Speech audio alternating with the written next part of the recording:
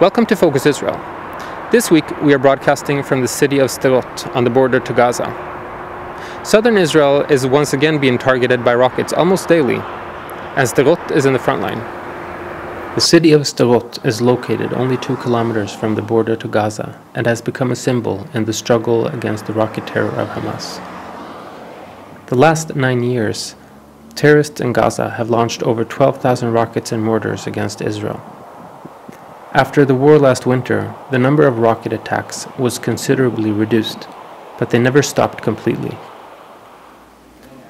Anav Silverman works at the Sderot Media Center, a non-profit organization that conveys voices from the people of Sderot to the rest of the world.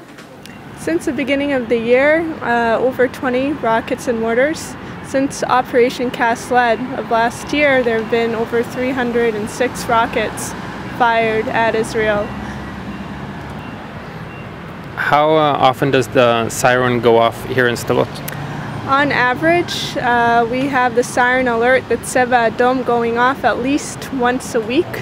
Anytime, there's no designated time for it when it goes off, and it usually has the same effect, sending residents into panic and running in for looking for safety.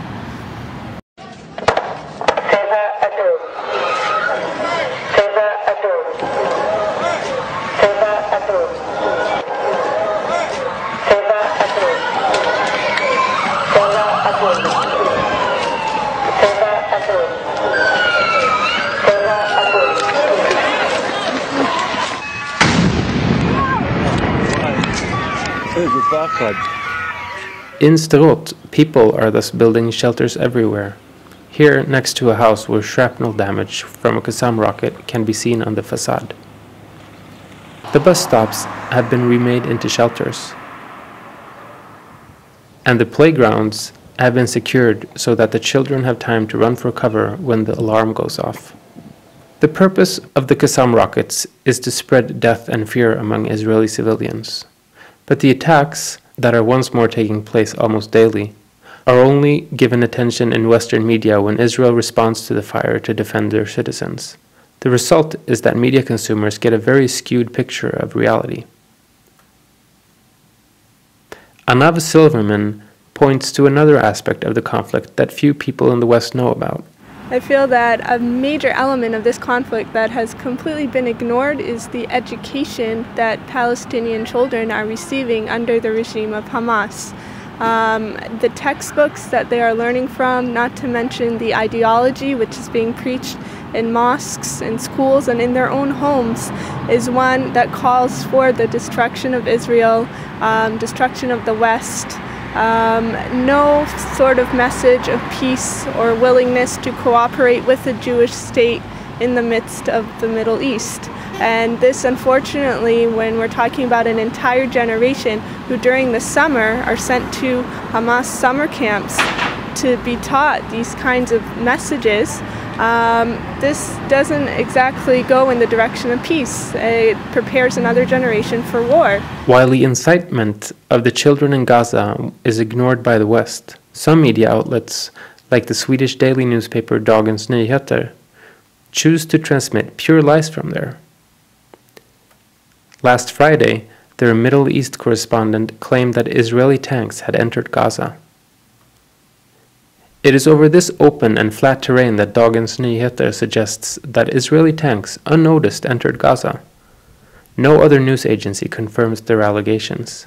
Not even the Hamas regime has mentioned the supposed incursion. Despite protests from subscribers, Dagens Nyheter has refused to retract the absurd allegations. Word stands against word, says Dagens Nyheter. No, it's not word that stands against word. It's lie that stands against fact. Not only Focus Israel is giving attention to the skewed news reporting from Israel. The Swedish blog Fred i Mellanöstern started community radio broadcasts last week. Fred i Mellanöstern is broadcasting every Tuesday between 7 and 8 p.m. on the frequency 94.9 MHz in the vicinity of Gothenburg, with reruns every Sunday between 8 and 9 a.m. If you don't live close to Gothenburg, you can listen to the program live-streamed on www.jnf.nu or www.fredimmellanöstern.se. Interesting interviews and penetrating analysis are on the agenda. And now, to another and rather unknown aspect of the Middle East conflict, the Hummus War between Israel and Lebanon. On October 24 last year, Lebanese chefs prepared over 2,000 kilos of hummus, the famous Middle Eastern chickpea spread, with the aim set for the Guinness World Record. But last Friday, chefs in the Israeli Arab town of Abu Ghosh managed to beat the record. Over 4,000 kilos of hummus was prepared during a big community gathering. I've heard Lebanon is already planning to strike back, said the Guinness adjudicator Jack Brookbank to the AFP news agency. Lebanese businessmen claim that Israel has stolen the name and the dish from Lebanon. The Israeli food journalist Shuki Galili has countered that hummus does not belong to the country that invented it, but the people who love it. And in Israel, people do love their hummus, so the joy was great last Friday. A battle is won, but the war continues.